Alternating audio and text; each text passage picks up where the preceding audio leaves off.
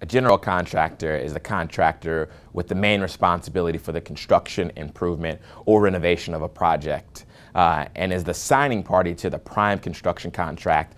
for the project with the church. So the general contractor is responsible for the overall coordination of a project, for providing all the material, labor, equipment, and for hiring specialized subcontractors to perform all or portions of the construction work. Now, a subcontractor or material provider is a company or person who is hired by the general contractor to perform the specific task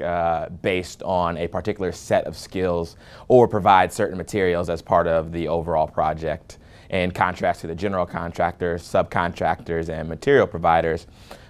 form agreements directly with the general contractor, not the church. And this presents a couple of issues for churches because without a contractual relationship with the subcontractors and material providers, churches generally do not have a cause of action against them and are limited to actions against the general contractor, who is responsible for the quality of all the work performed by their hires. And however, many states, the subcontractors and material providers may encumber the church's real property with a mechanics lien if the general contractor, who is responsible to pay a subcontractor or material man for the services or materials provided,